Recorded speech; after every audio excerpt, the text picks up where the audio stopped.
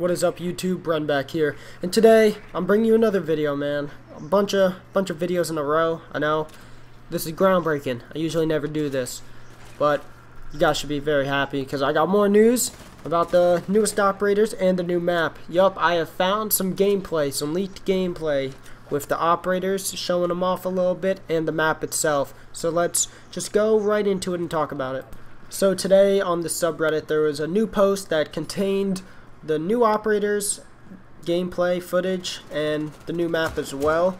It was some guy on the PC. It seemed very modded and hacked to a degree because it wasn't a real actual picture for the person when you pressed on them. It was just a green ash and a green dock, which was kind of strange, but still the gameplay was real. He went into the game and you can see for yourself. I'm gonna link it down below because I'm not gonna put the whole video in it, but I'm going to just go over it briefly of what is in the video if you don't want to see it.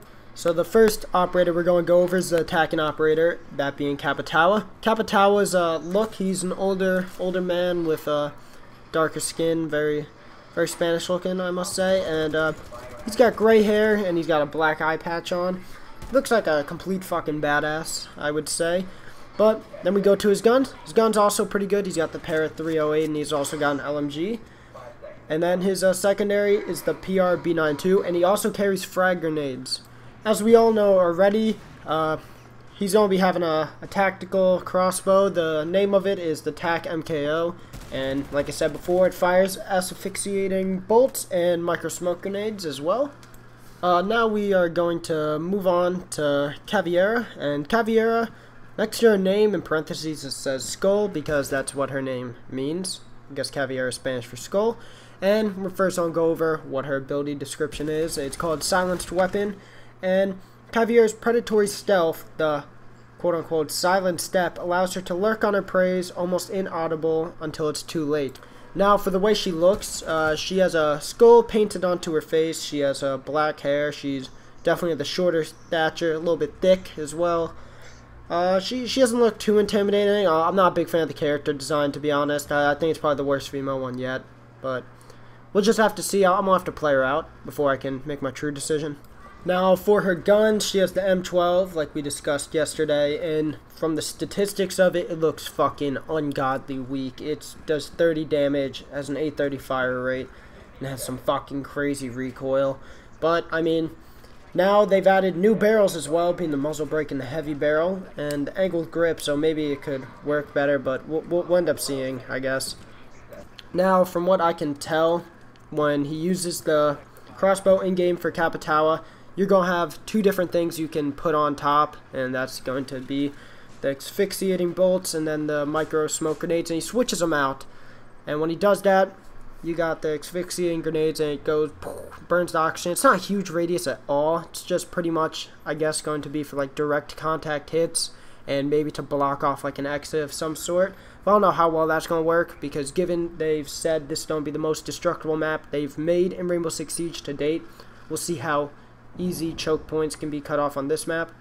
And then for the micro smoke grenades, they're actually blue when he shoots them, and they just mask your teammates from your enemies, and it's harder for them to see them.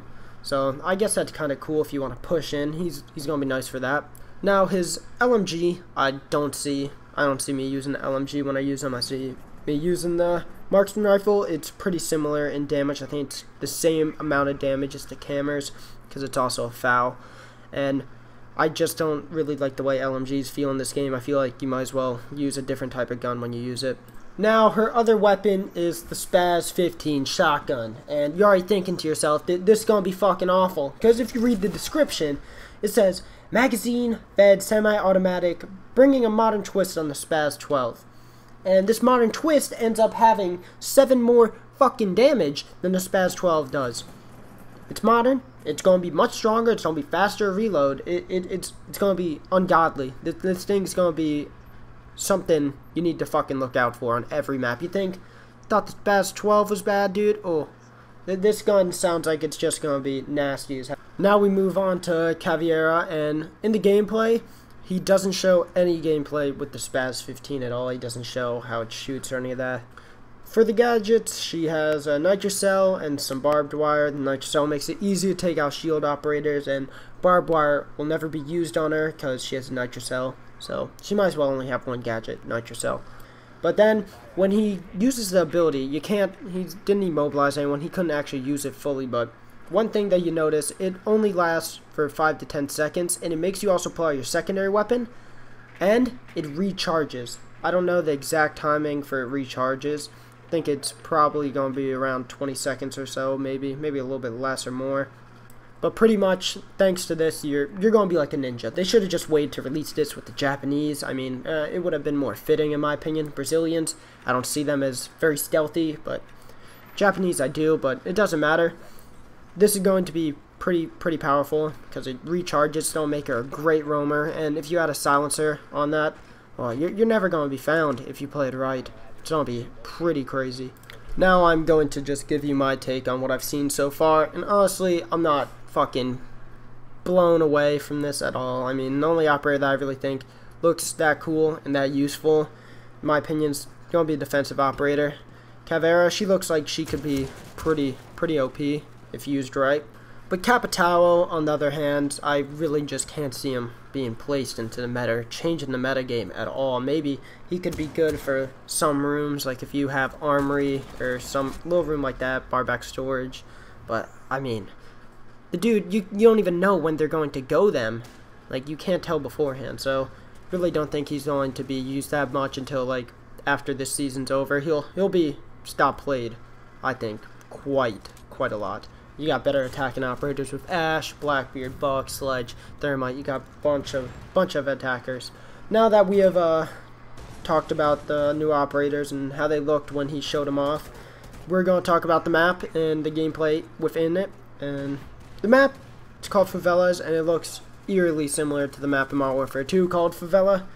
I mean, it's not a fucking dead ringer, but you're going to definitely have a lot of reminiscence about it and some deja vu about the map because it's very similar.